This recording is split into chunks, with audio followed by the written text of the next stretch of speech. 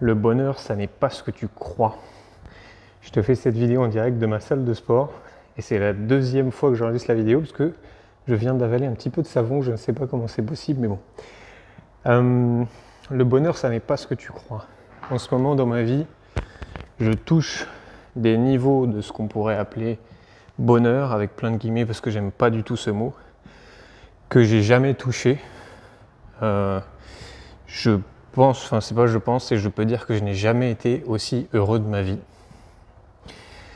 Et quand tu entends ça, tu as peut-être eu de la culpabilité à l'intérieur de te dire bah moi en fait je suis pas heureux, ou moi j'ai des moments où en ce moment je suis pas bien, où je suis pas joyeux, où j'ai des conflits à l'intérieur de moi, et le bonheur ça n'est pas ce que tu crois.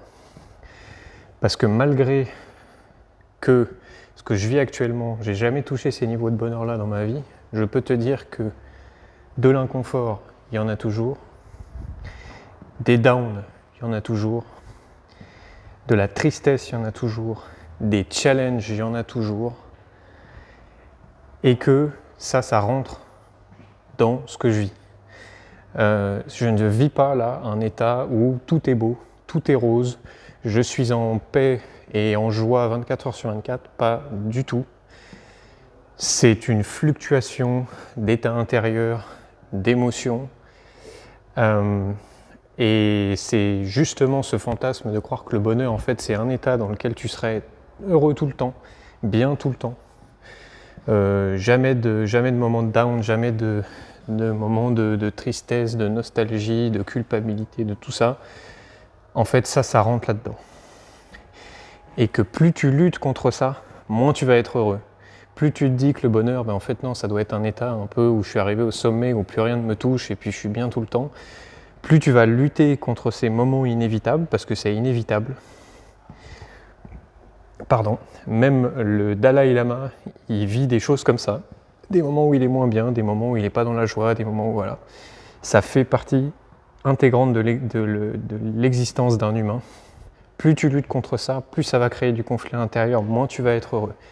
Et paradoxalement, plus tu vas être ok avec le fait que bah ouais, en fait je peux être heureux tout en ayant des moments de chagrin, je peux être heureux tout en ayant des gros défis dans ma vie, je peux être heureux même si peut-être je viens de perdre mon boulot, je peux être heureux, etc. etc.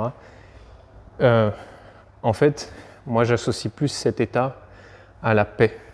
C'est-à-dire que pour moi le bonheur, c'est un effet secondaire. Si tu cherches le bonheur en première intention, tu vas le louper quoi qu'il arrive.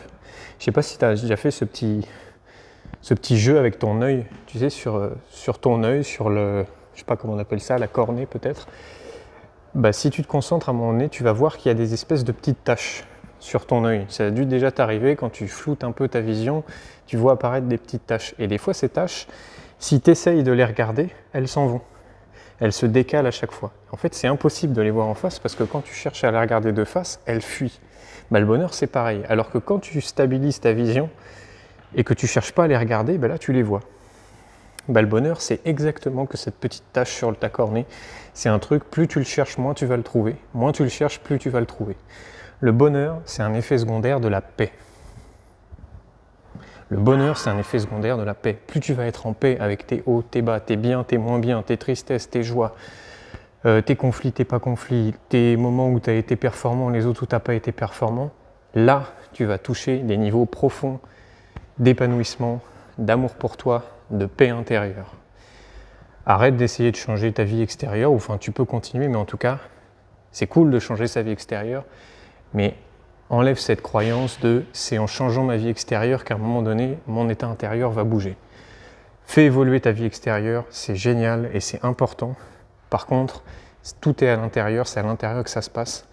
Et ton niveau d'épanouissement intérieur, il dépend de à quel point tu es en paix avec ce que tu vis, même si tu vis un truc qui sur le papier est juste chaotique. Et je peux te dire que moi, les semaines passées, les mois passés, j'ai vécu des trucs bien challengeants et pour autant je touche ces niveaux-là. Et puis je te rassure, quand même, j'ai pas atteint un truc où ça y est, jusqu'à la fin de ma vie je vais être dans cet état-là. Peut-être que dans 3 semaines je te ferai une vidéo pour te dire bah là en fait c'est le gros down et j'arrive pas du tout à être en paix avec ça, et voilà. Donc c'est aussi normal de pas être en paix avec tout le temps.